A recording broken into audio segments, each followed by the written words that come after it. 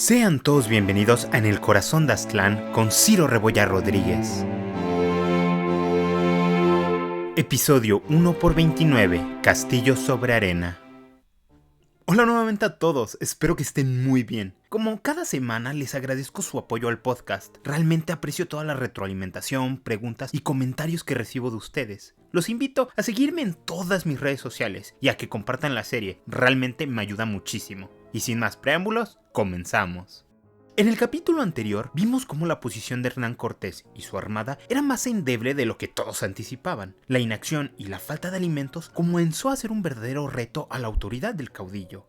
Asimismo, la lucha interna entre la facción velasquista y la facción decidida a poblar tan solo empobrecían y tensaban aún más la situación.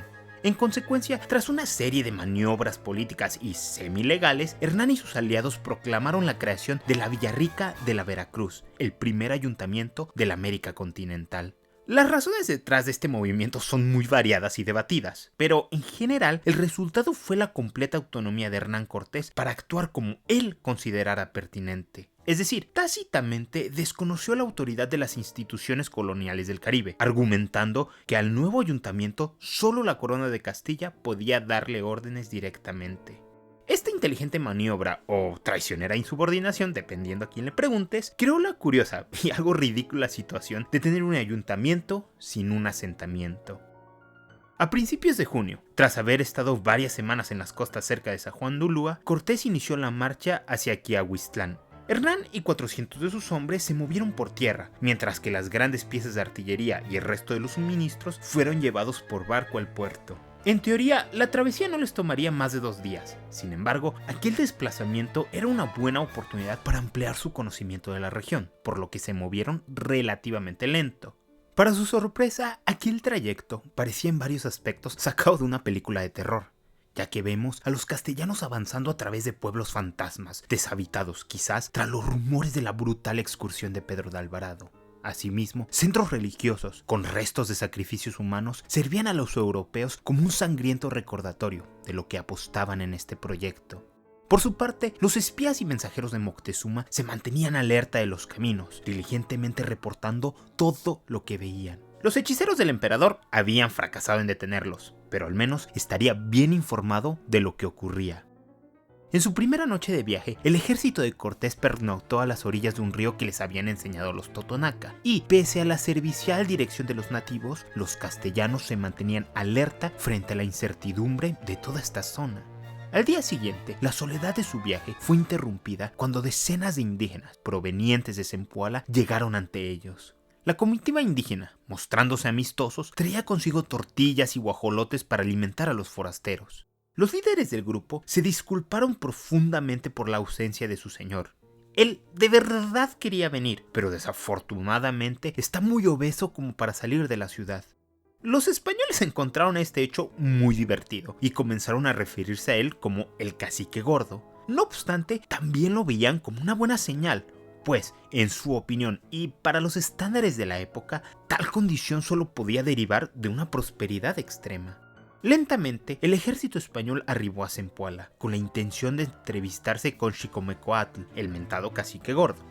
Desde el principio, Zempoala los dejó boquiabiertos. Enormes huertos y bellos jardines rodeaban el poblado. La pintura blanca de varias edificaciones daba la ilusión de que estaban bañadas de plata, y una orquesta de atecocolis o conchas marinas los recibió con ánimo y estruendo. Sin lugar a duda, esta era la ciudad más grande que se habían encontrado hasta ahora. Dependiendo la fuente, varía la población, pero 25,000 personas parece ser la cifra más adecuada, lo cual lo hace una ciudad bastante grande en la época.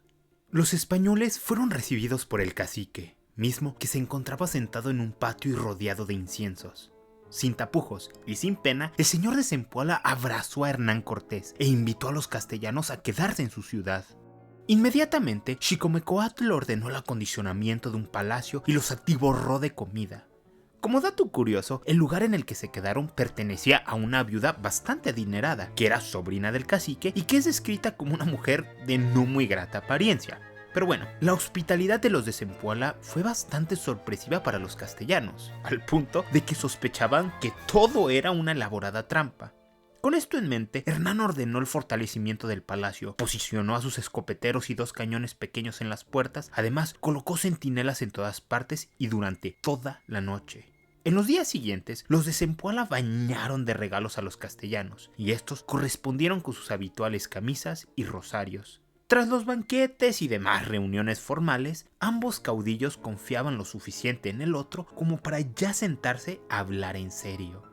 Una mañana, Hernán y 50 de sus hombres se presentaron ante el cacique, el cual sistemáticamente empezó a revelar sus verdaderas intenciones. Primero, se lanzó con furia en una denuncia general del sistema tributario mexica, declarando que el imperio había llegado con falsas pretensiones hasta sus puertas, al principio como una misión religiosa, después despojándolos de sus armas y finalmente esclavizándolos con la paga excesiva de tributos, tanto materiales como humanos. En su opinión, Zempoala había sido una ciudad de, entre comillas, paz y libertad, y los mexicas le habían arrebatado ambas. Ahora bien, ¿acaso tenía razón? La respuesta es que más o menos. Los humanos tenemos la colorida tendencia de imaginar un pasado idealizado. La nostalgia es un elemento poderoso en todos nosotros. Los de Zempoala igualmente imaginaban una utopía previa a su conquista, pero obviamente esto no era así.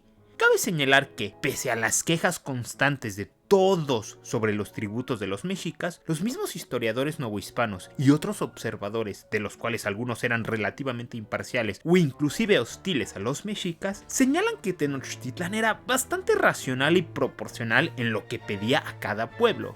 Dicho esto, es completamente normal que exista resentimiento en pagar algo que consideras ilegítimo, aun cuando la cantidad sea pequeña. Pero bueno, volviendo a nuestra narrativa, el cacique gordo continuó explicando, a su muy particular entendimiento, la situación política y militar del imperio. Acerca de los mexicas, declaró que Tenochtitlán era una ciudad increíblemente fuerte y que debido a su posición en medio del lago era impenetrable. Los tepanecas ciertamente lo habían averiguado 80 años antes. Sin embargo, también dejó en claro que los mexicas tenían varios y poderosos señoríos enemigos, como los tlaxcaltecas, los huejotzingas y obviamente los propios totonacas. El cacique concluyó este punto introduciendo un personaje que será muy importante en el futuro, Ixtlilxóchitl. Más adelante en la serie voy a presentarlo formalmente, pero en resumen y como adelanto, Ixtlilxóchitl era el hijo de Nezahualpili, el antiguo rey de Texcoco. A la muerte de su padre, él era el legítimo heredero al trono, pero Moctezuma proclamó a otro como rey. Predeciblemente, Ixtlilxóchitl inició una rebelión contra la intromisión tenochca. El levantamiento falló y su hermano fue confirmado al trono. Sin embargo, él seguía con vida y junto a él muchos de Texcoco resentían la erosión de su autonomía e independencia. En pocas palabras, el cacique de Zempoala creía que una coalición entre Ixtlilxóchitl, Hernán Cortés y los 3 señoríos rivales sería suficiente para quebrar el imperio. Ahora bien, el análisis del señor de Zempoala no era malo, pero estaba incompleto. Ciertamente Huejotzingo y Tlaxcala eran enemigos de los mexicas, pero le faltó explicar que también eran enemigos mutuos. Por su parte, es cierto que Ixtlilxóchitl odiaba a Moctezuma con la intensidad de 1000 soles. No obstante, su postura en referencia al sistema de dominación imperial y al propio destino de su reino no estaba del todo claro. Lo que sí resultaba indiscutible era la finalidad del cacique de Zempoala: quería aliados. Hernán Cortés recibió esta información con una mezcla de resolución y felicidad. Hasta este punto, su meta había sido conseguir muchísimas riquezas y fundar un asentamiento que le diera influencia y fama personal. Pero ahora veía que frente a él se encontraba un rico imperio, uno que a lo lejos lucía imbatible y omnipotente. Sin embargo, cuando más te acercabas al centro, era evidente que sus cimientos no eran del todo sólidos, tenían muchos enemigos, y más bien parecía un castillo construido sobre la arena, y los españoles eran la violenta ola que podría colapsar todo su sistema. Es en este momento en el que probablemente Cortés se hizo la idea definitiva de conquistar el imperio mexica en nombre de los reyes de Castilla, y Xicomecoatl le brindó la coartada o excusa perfecta, entre comillas, liberar a los pueblos de la tiranía y traer orden. De hecho, ante las quejas del cacique sobre el despotismo mexica, Hernán Cortés dijo que su rey lo había enviado para deshacerse de agravios y castigar a los malos. Es necesario recalcar que su rey no lo envió a nada. Carlos no tenía idea de quién era, y está claro que Hernán estaba improvisando sobre la marcha. Aunque es verdad que él se veía a sí mismo en estos términos. Su estado de ánimo y psicología eran una peligrosa mezcla de convicción y vanidad. Realmente es difícil saber dónde empezaba una y dónde terminaba la otra. Pero bueno, regresando a nuestra historia, Cortés estaba complacido con la situación, aunque sabía que no todo era color de rosa, y lo mejor sería mantener una buena relación con los totonacas. De hecho, un incidente ilustra muy bien esta táctica. Durante su estadía en Zempoala, 5 esclavos estaban destinados a ser sacrificados. Cuando Cortés fue avisado de esto, se encolerizó y liberó a los cautivos. Xicomecoatl quedó horrorizado y exclamó que aquello podría enfurecer a sus dioses y traer toda clase de desgracias y ruina a su señorío. El descontento general fue tal que los propios sacerdotes católicos que iban con la expedición le dijeron a Cortés que se detuviera, que todavía no había llegado el momento de reprimir los antiguos rituales indígenas. Hernán se retractó y los sacrificios procedieron con normalidad. Con esta crisis evitada, Cortés reanudó su marcha a Quiahuiztlán. Antes de irse, el cacique le proveyó de 400 porteadores. Estos indígenas jugarían un papel importante en la conquista, pues de ahora en adelante los castellanos no cargarían personalmente ninguno de sus suministros o equipamientos. La ciudad de Quiahuiztlán se encontraba fuertemente fortificada y en la cima de una colina, posición desde la cual supervisaba vigilantemente el mar. El señor del lugar lo recibió de buena manera, pues había sido alertado por mensajeros de Zempoala sobre la identidad y misión de estos extranjeros. La entrada en la ciudad siguió un patrón similar que en Zempoala, con el intercambio de regalos y con el gobernante explicando su desdén por los mexicas, especialmente en el área de tributos. Curiosamente, mientras estaban platicando sobre lo tiránicos que eran los impuestos imperiales, llegó una comitiva de cobradores de tributos.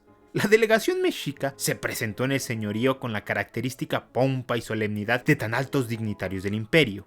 Naturalmente, el señor de Quiahuiztlán quedó aterrorizado ante la coincidencia y rápidamente ordenó que se reuniese todo lo necesario para recibirlos. Para sorpresa de todos, Hernán lo detuvo súbitamente y le sugirió que mejor capturaran a los mexicas, los ataran a unos postes de madera y los aprisionaran un tiempo. El gobernante de Quiahuiztlán quedó pálido ante esta proposición. No obstante, Cortés se mantuvo firme en su insistencia, prometiendo que sus propios hombres supervisarían a los prisioneros. El miedo que los totonacas tenían de los tenochcas se transformó en odio y temeridad. La delegación fue capturada y puesta bajo la supervisión de los castellanos. Esto ciertamente ya sería considerado un acto de rebeldía, pero más importante para los totonacas, un acto de complicidad. Dicho esto, Hernán Cortés todavía no estaba dispuesto a dar ese último paso a la abierta rebelión, y durante la noche llevó a cabo un astuto aunque cínico plan. En la madrugada pidió a sus guardias que liberaran y trajeran a 2 prisioneros de la delegación. Una vez ante él, Hernán actuó como si no supiera quiénes eran. Estos inmediatamente se identificaron y se quejaron del pobre trato, dando a entender que culpaban a los castellanos por tan irrespetuosa actitud. Los mexicas consideraban a los totonacas bárbaros y poco inteligentes, lamentando tan solo el hecho de que el gran Tlatoani Moctezuma tendría que gastar recursos y tiempo en suprimir esta pequeña insurrección. Hernán actuó sorprendido ante estas palabras e implícitas acusaciones, diciendo que le desagradaba la forma en la que se estaba tratando a los siervos del emperador Moctezuma. Agregó que él admiraba mucho al gran Tlatoani y que lo consideraba su amigo. No tenía duda que el emperador correspondería a este lazo y que seguramente estaría muy feliz de verlo personalmente. Asimismo, les aseguró que evitaría la muerte de sus demás compañeros. Tras su pequeña charla, evacuó a los 2 cobradores de la zona totonaca y estos volvieron frenéticamente a la capital. A la mañana siguiente, el señor de la ciudad se recontra mega enojó cuando descubrió que 2 habían escapado y se dispuso a ejecutar el resto como una advertencia. Ante esta posibilidad, Hernán intercedió por ellos y los apresó en uno de sus barcos que había recientemente llegado. Los de Quiahuiztlán probablemente sospechaban de la ambigüedad de Hernán, por lo que decidieron forzar su mano. Tras una reunión de los ancianos y notables, el señor de la ciudad emergió con una propuesta. Nos alzaremos en armas contra el tiránico gobierno de Moctezuma si tú, Hernán Cortés, nos capitaneas. El ofrecimiento fue una sorpresa para el caudillo, el cual había estado intentando caminar una delgada línea con todos los grupos indígenas. No obstante, la oportunidad era demasiado jugosa como para dejarla ir. En consecuencia, Cortés aceptó el cargo, diciéndoles que apreciaba muchísimo más la amistad que entabló con ellos a la que pudiese tener con Moctezuma. Esto era una demagógica mentirilla. Terminó con una promesa de comandarlos y protegerlos hasta la victoria.